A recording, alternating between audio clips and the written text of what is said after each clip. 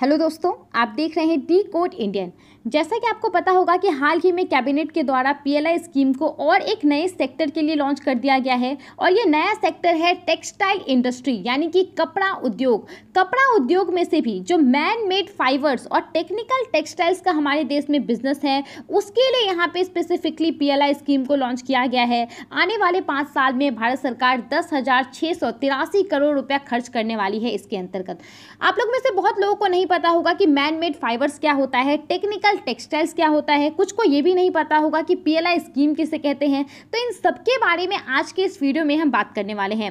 देखिए, सबसे पहले अगर हम थोड़ा सा ध्यान दें कि भारत में टेक्सटाइल प्रोडक्शन का क्या स्टेटस है अभी, तो देखिए आपको पता होगा कि आज भी हमारा देश कृषि प्रधान देश कहलाता है, यानी कि ज़्यादातर लोग आज भी रोजगार के लिए खेती बाड़ी से जुड़े हुए काम पे निर्भर हैं। तो एग्रीकल्चर सेक्टर हमारे देश में एक ऐसा सेक्टर है जहाँ से सबसे ज़्यादा एम्प्लॉयमेंट क्रिएट होता है। लेकिन उसके बाद जो हमारे देश में सबसे बड़ा सेक्टर है जहां से सबसे ज़्यादा नौकरी क्रिएट होता है, वो है टेक्सटाइल इंडस्ट्री। आज भी ये 45 मिलियन लोगों को डायरेक्ट नौकरी दे रहा है और इनडायरेक्ट भी ये 60 मिलियन लोगों को एम्प्लॉयमेंट प्रोवाइड करा रहा है। उसके अलावा इंडिया दुनिया में उन देशों में आता है जो सबसे ज़्यादा टेक्सटाइल प्रोडक्ट का प्रोडक्शन करता है। लेकिन बीते 1-2 दशक में हमने देखा है कि ये जो हमारा स्टेटस है उसको हम खोते जा रहे हैं। आप ध्यान दीजिएगा कि साल 2000 में जो टोटल फॉरेन एक्सचेंज हम अर्न करते थे, विदेशी मुद्रा हम अर्न करते थे एक्सपोर्ट के जरिए सामानों का, उसमें से जो आपका टेक्सटाइल प्रोडक्ट का परसेंटेज रहता था वो सबसे ज़्यादा रहता था। 24% इसका कंट्रीब्यूशन रहता था, जो कि 2020 में गिर करके 11% हो गया। अब इसके पीछे कारण बताया जा रहा है चीन, बांग्लादेश, थाईलैंड जैसे देश जो कि लगातार अपना जो टेक्सटाइल इंडस्ट्री है उसको वो लोग बढ़ा रहे हैं और आगे बढ़ रहे हैं। अब देखिए, ऐसा नहीं है कि भारत सरकार अपने इस पोजीशन को फिर से रीगेन करने के लिए कुछ कदम नहीं उठा रही है, टेक्सटाइल इंडस्ट्री को खड़ा करने के लिए फिर से कुछ कदम नहीं उठा रही है। इस साल के बजट भाषण में भी फाइनेंस मिनिस्टर निर्मला सीतारमण के द्वारा कहा गया था कि आने वाले 5 साल में 2025-26 तक देश में 7 मेगा टेक्सटाइल पार्क को स्टैब्लिश किया जाएगा। पिछले साल भी नेशनल टेक्निकल टेक्सटाइल मिशन को लॉन्च किया गया था। 1480 करोड़ की ये पूरी योजना थी 2024 तक के लिए, जिससे कहा गया था कि जो आपका प्रोडक्शन है वो 15 से 20% एनुअली हर साल जो है वो बढ़ेगा। अब देखिए, इसी सब को लेकर के जो है यहाँ पे पीएलआई स्कीम को भी टेक्सटाइल इंडस्ट्री के लिए लॉन्च किया गया है। यहाँ पे अगर पीएलआई स्कीम के बारे में हम बात करें, वैसे तो हो सकता है आपको पता भी हो इसके बारे में, पीएलआई यानी कि production linked incentive scheme. Basically ये एक ऐसी योजना है जिसके तहत भारत सरकार भारत में जो कंपनियां हैं जो कि चीज़ों का निर्माण करती है उनको यहाँ पे कुछ इंसेंटिव देती है। उनके द्वारा जो सेल्स किया जाता है, ऐसे प्रोडक्ट का सेल्स किया जाता है जिसका निर्माण भारत में हुआ हो, तो सेल्स के ऊपर भारत सरकार यहाँ पे इंसेंटिव देती है। जो फॉरेन कंपनियां हैं उनको भारत सरकार अट्रैक्ट करती है कि आप भारत में आइए और यहाँ पे अपनी यूनिट खोलिए, यहाँ पे प्रोडक्शन कीजिए, हम आपको इंसेंटिव देंगे। यहाँ पे जो लोकल कंपनियां हैं उसको भी भारत सरकार कहती है कि आप अपनी यूनिट को जो है वो एक्सपेंड कीजिए।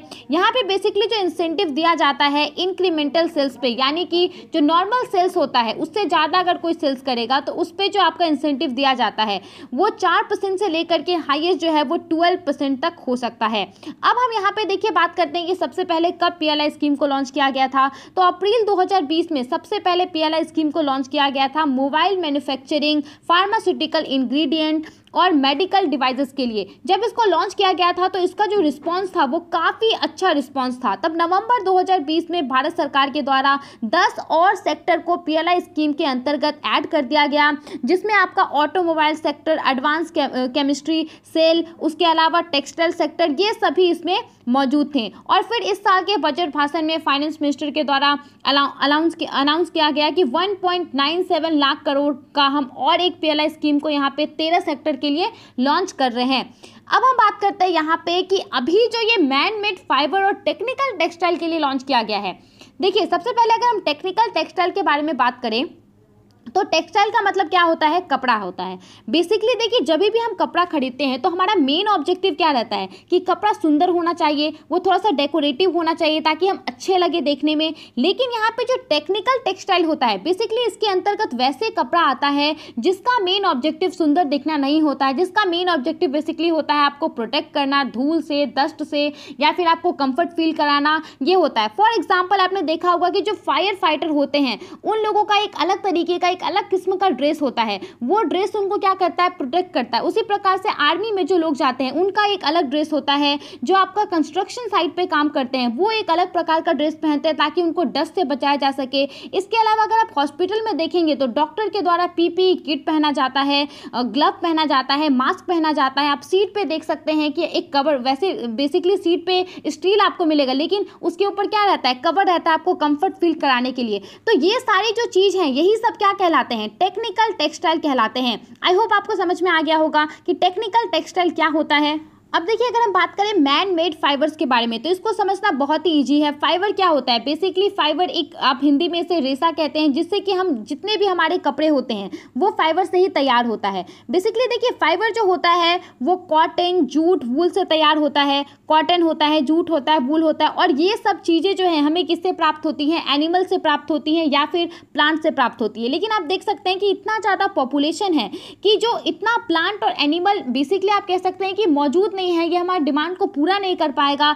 इसके लिए जो है यहाँ पे एक मैन मेड फाइबर का निर्माण किया जाता है, जैसे कि आपका नायलॉन हो गया, पॉलिस्टर हो गया, रेयन हो गया। तो ये सब जो चीज़ें हैं, ये सब जो फाइबर है यही क्या कहलाता है, मैन मेड फाइबर कहलाता है। तो इंडिया में जो मैन मेड फाइबर का बिजनेस है और जो टेक्निकल टेक्सटाइल्स का बिजनेस है उसको बढ़ावा देने के लिए भारत सरकार ने यहाँ पे 10,683 करोड़ की इस योजना को लॉन्च की है। अब आपके दिमाग में ये सवाल आया होगा कि इन दो सेक्टर के लिए, इन दो बिजनेस के लिए ही ऐसा क्यों कहा गया है। तो देखिए इंडिया में अगर हम बात करें तो हमारा जो टोटल टेक्सटाइल प्रोडक्शन होता है उसमें इन दोनों की भागीदारी 20% ही है। लेकिन अगर आप वर्ल्ड वाइड देखेंगे, ग्लोबली देखेंगे, तो जितना भी टेक्सटाइल प्रोडक्शन होता है उसमें से सिर्फ मैन मेड फाइबर का अगर हम बात करें तो 75% इसका कंट्रीब्यूशन रहता है, और कुछ कुछ देश में तो इसका कंट्रीब्यूशन 80% तक रहता है, यूरोप और नॉर्थ अमेरिका जैसे देश में।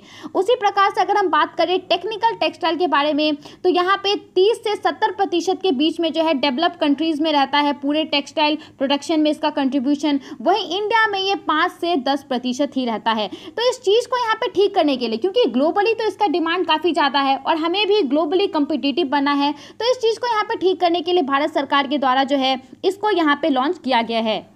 उसके अलावा यहाँ पे अगर हम इसकी डिटेल्स के बारे में बात करें तो सबसे पहले तो यही होगा कि जो प्रोडक्शन है टेक्सटाइल के अंतर्गत उसको बूस्ट मिलेगा और भारत को यहाँ पे मदद मिलेगा कि उसका जो पहले वाला पोजीशन है उसको फिर से रीगेन कर ले। कहा जा रहा है कि आने वाले 5 साल में इससे 7.5 लाख नौकरियाँ क्रिएट होंगी और भारत को बेसिकली यहाँ पे जो कॉटन टेक्सटाइल्स पे हम अभी तक फोकस कर रहे थे उससे हमें स्विच करके जो नया प्रोडक्ट्स है उस पर हमें फोकस करना पड़ेगा, क्योंकि इसकी भागीदारी, इसका जो डिमांड है वर्ल्ड वाइड वो काफ़ी ज़्यादा है। अब देखिए यहाँ पे 3% से 11% के बीच में इंसेंटिव दिया जाएगा इंक्रीमेंटल प्रोडक्शन पे, और जो भी कंपनी या फिर फर्म इन्वेस्टमेंट करेंगी उनको यहाँ पे 2 भाग में डिवाइड कर दिया गया है, 2 कैटेगरी आप इसे कह सकते हैं।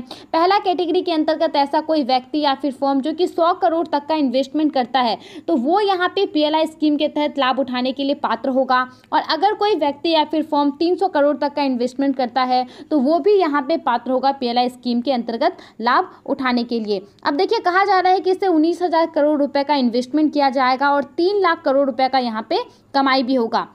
साथ ही में जो एस्पिरेशनल डिस्ट्रिक्ट हैं, यानी कि कुछ ऐसे डिस्ट्रिक्ट हैं जिनको कि भारत सरकार के द्वारा सेलेक्ट किया गया है जो दूसरे जिले के मुकाबले काफ़ी पिछड़े हैं, वहाँ पे टायर 3, टायर 4 डिस्ट्रिक्ट में अगर कोई फैक्ट्री को वहाँ पे क्रिएट करता है, अगर कोई फैक्ट्री को इस्टेब्लिश करता है तो उनको यहाँ पे प्रायोरिटी दिया जाएगा, और अगर उस फैक्ट्री को इस्टेब्लिश करने के बाद वहाँ पर नौकरियाँ ज़्यादा जनरेट होती है तो इन सब चीज़ों को यहाँ पर देख करके उनको इंसेंटिव दिया जाएगा। इसके अलावा देखिए कहा जा रहा है गुजरात, उत्तर प्रदेश, महाराष्ट्र, पंजाब, तमिलनाडु, आंध्र प्रदेश, तेलंगाना, उड़ीसा, ये सब तो ऐसे राज्य हैं जिनको डायरेक्ट बेनिफिट मिलेगा, क्योंकि आपको पता होगा कि गुजरात, महाराष्ट्र ये सब कुछ ऐसे स्टेट है जो कि ऑलरेडी टेक्सटाइल इंडस्ट्री में काफ़ी अच्छा कर रहे हैं। लेकिन इसके अलावा भी और भी स्टेट को यहाँ पे प्रोत्साहित किया जाएगा कि वो भी इस स्कीम का फ़ायदा उठाएं। तो दोस्तों आज की इस वीडियो में इतना ही था। आई होप आपको सारी बातें समझ में आ गई होंगी। आप इन सब के बारे में क्या सोचते हैं, हमें अपना ओपिनियन ज़रूर बताइए।